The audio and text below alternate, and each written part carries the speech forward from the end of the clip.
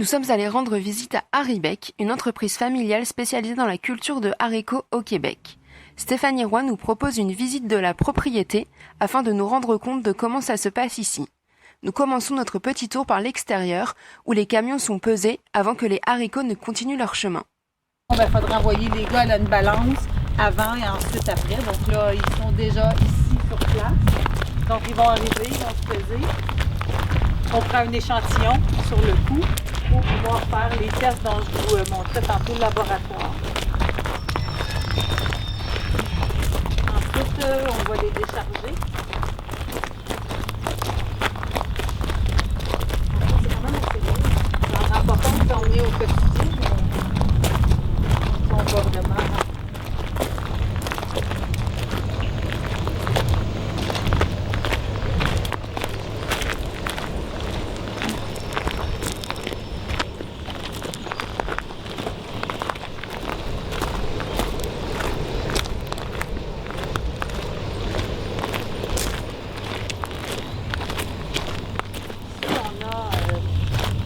le déchargement.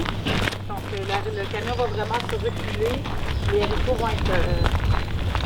donc selon l'échantillon qu'on va avoir pris, on va avoir une idée où on doit l'envoyer. Si on doit l'envoyer séché, si on doit l'envoyer...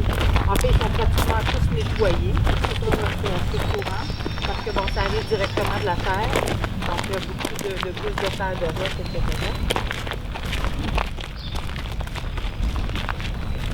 Donc habituellement ici, il y a un convoyeur où les haricots vont être envoyés pour se faire nettoyer, cribler. Je ne ferai pas le tour complet parce que bon, à un moment donné, il faut. C'est juste pour vous montrer. Donc on a un poste ici où on peut aussi faire des tests de qualité, mesurer, etc. Je savais même pas qu'on mesurait les haricots. Oui, non, on pèse le poids, le nombre par 100 grammes, etc. Okay. Différentes mesures. Donc voilà.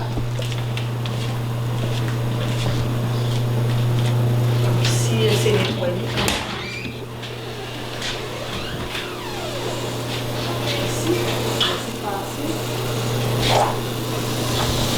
Donc ici, on a la place où on va faire on va vraiment ensacher les haricots. Donc il va y avoir un homme qui est derrière, donc le sac est rempli. Ici, il est cousu. Okay. Donc il sort, il est cousu de l'autre côté. Il va continuer son chemin dans le convoyeur. Et là, va arriver à un robot pelletiseur qui va lui placer des postes sur des palettes pour être ensuite envoyé dans l'entrepôt. Ça, c'est vraiment parce qu'avant, c'était fait à la main, donc maintenant, on a le robot pelletiseur. Ouais, ben tu sais, il fallait prendre la poche et les dents. C'est du 25 kg. 25 kg. En fait, avant, il y avait plus de 100 livres, mais là, on monte vers le 25 kg. Ou comme ça, des tote bags qu'on appelle. Donc voilà. Donc ils vont être mis sur des palettes. Et rendus ici, ben là, ils vont être mis.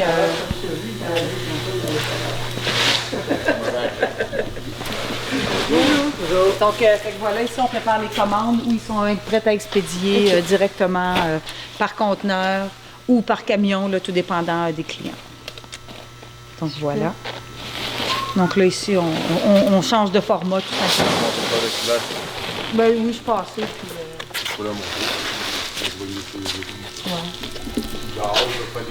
Ouais, ben c'est ça, de l'extérieur. Vous avez de beaux sacs en tout cas. Oui. Ça, c'est celui de l'année passée.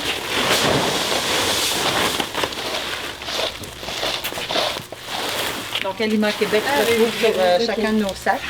Donc, c'est une manière vraiment de se distinguer. Comment on dit, chief list? Devine. Comment?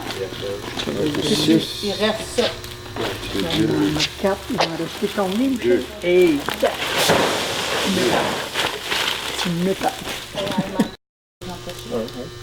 C'est bon. Fait que, selon les clients, les formats, on va avoir différents types d'empochage.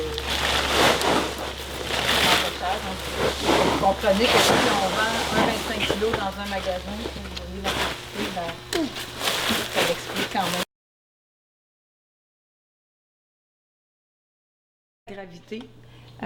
Donc, les haricots, en fait, sont passés dans des tables et selon, c'est de l'air qui pousse sous la table et selon le poids. Donc, ce qui est léger va aller d'un sens, ce qui est plus lourd va aller de l'autre et c'est la manière comme ça qu'on peut trier. Et vous avez beaucoup de... C'est quoi? C'est de la perte, du coup, ceux qui correspondent pas? En fait, c'est intéressant parce qu'on a une entente avec un producteur qui utilise les résidus pour de la moulée. Alors, pour les animaux. Okay. Ah, super. Donc, on est capable de passer, même les résidus sont utilisés. Alors, on essaie d'être le plus à zéro perte. Donc, parce que ça représente beaucoup quand même, sinon les haricots qui correspondent pas au... En fait, il va y avoir souvent les haricots cassés, donc ça aussi, ça peut arriver. Je ne sais pas quel est le pourcentage exact, ça va dépendre des années. Des années où c'est très humide, il va en avoir moins, des années où c'est très sec, il peut en avoir plus. Donc, ça peut varier, mais... en fait, puis comme nous, on a une qualité extraordinaire, on doit sortir le maximum. Okay. Mais au moins, tant mieux si on peut réutiliser les résidus. Donc, c'est triste de voir toute cette production partir.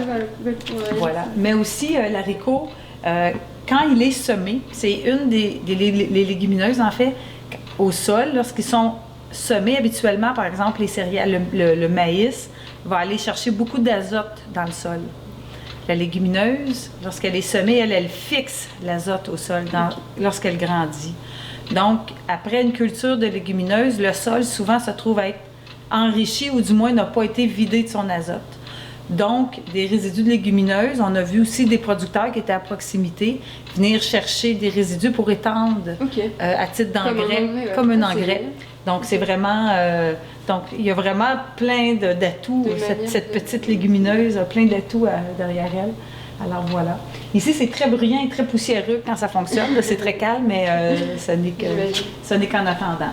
Alors, et c'est très mécanique. Ce n'est qu'un système de convoyeur du début à la fin. Alors, sauf les tables.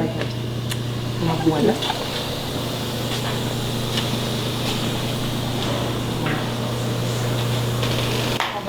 On a deux entrepôts, le premier ici. Excusez-moi.